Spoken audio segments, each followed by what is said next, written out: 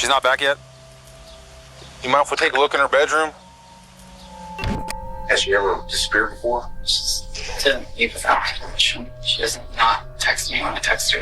What does she normally take with her when she leaves? Book bag, her phone. Her phone's not in here. Not that I've found. You can talk to you that farm around. Arguing here last night, or the night before, anything, any reason she would leave? No. Okay. There's a rumor going around, people telling us that she was afraid to come home.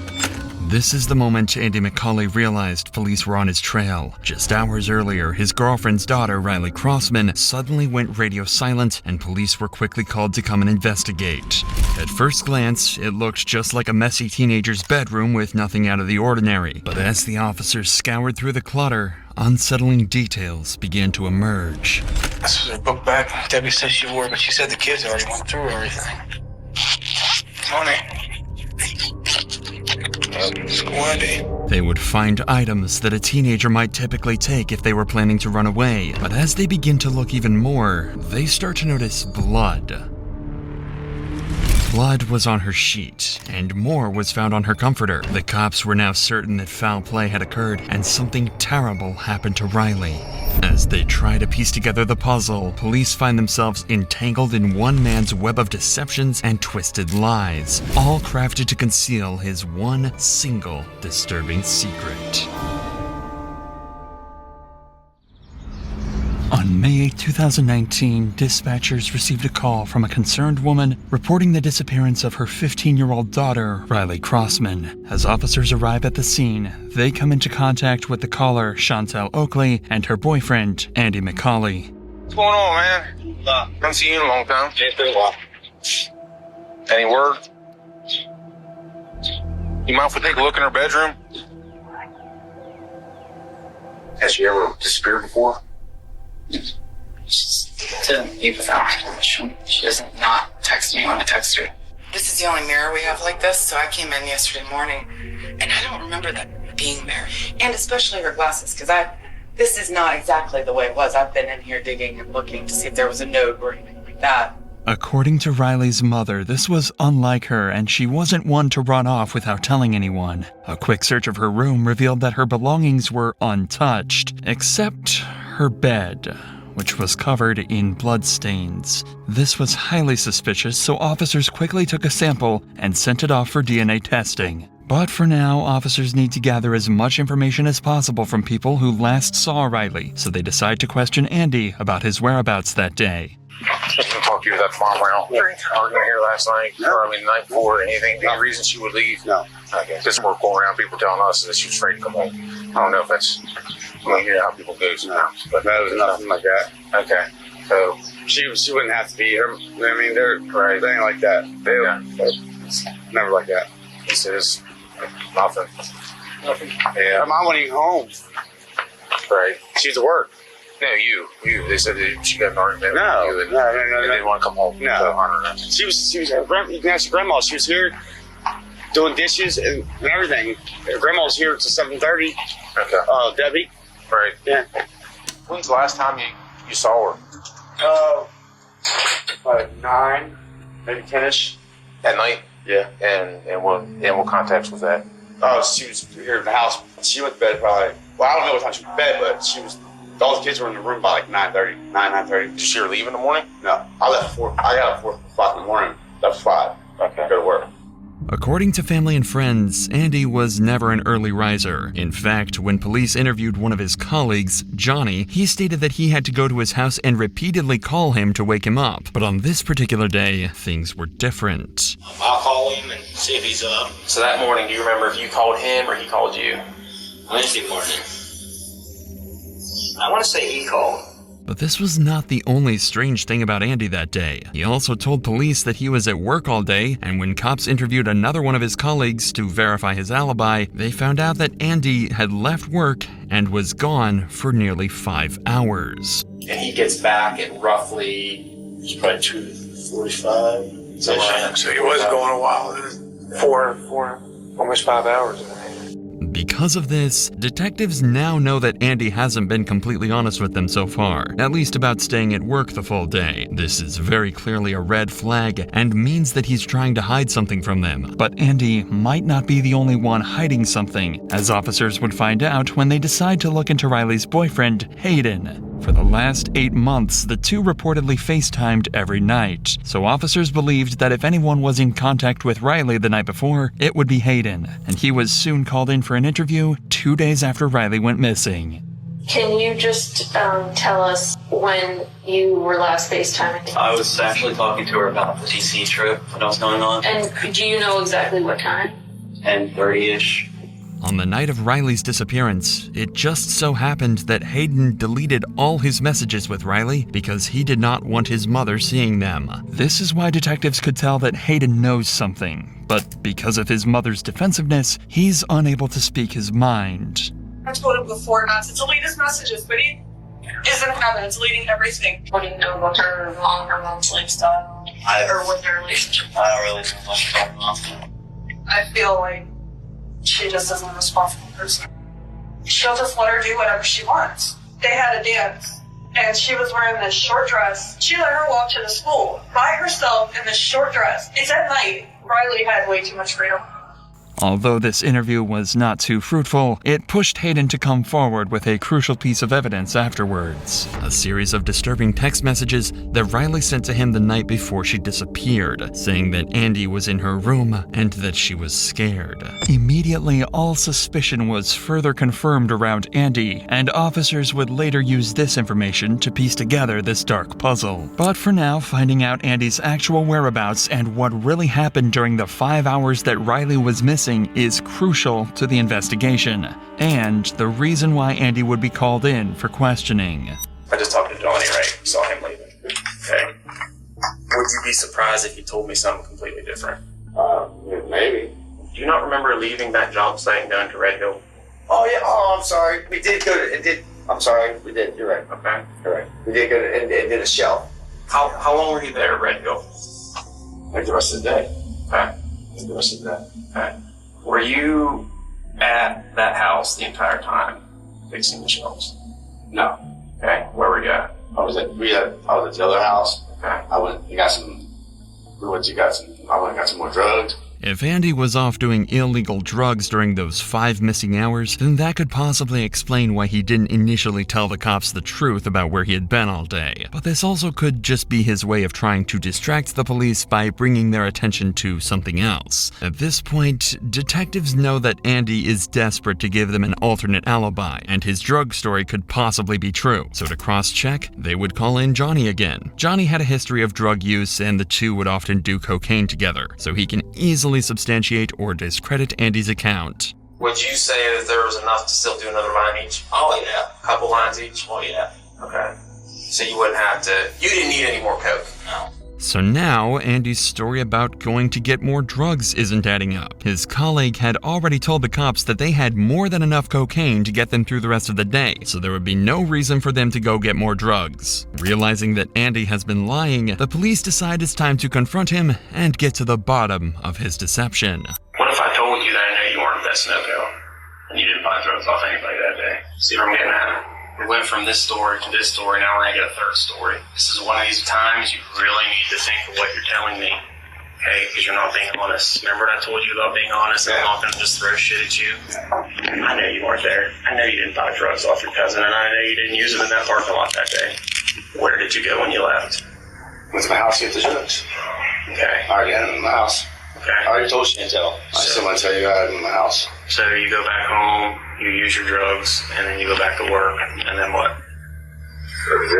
Considering the discrepancies in each version of the story he tells officers, there is more than enough reason for officers to not trust Andy, like they would express. I'm just telling you the whole part about you being honest. I'm being honest with you. I've been honest with you. I told you shit that I didn't even want to tell you. Okay. You're being somewhat honest. I mean, we're doing some polling to get some information about some drug activity, which to us, I don't even give two shits about. But yet we're having trouble pulling that out of you. Because I was worried about the names out there. Okay, and I told you I don't care about that. I didn't say that. You told us about the drug activity, 2 nights ago? I did. Did I arrest you for it? Your names or anything? The main reason for detectives pressuring Andy like this is because a record of his movements is crucial for this investigation. Usually law enforcement can just track a suspect's movements using their phone, but in Andy's case, he had supposedly left it at home the day that Riley went missing. Knowing that the more leniency detectives show to Andy, the bolder he would become in giving shady alibis, detectives decide to ramp up the intensity of the conversation, even more to make Andy nervous and slip up about his real whereabouts.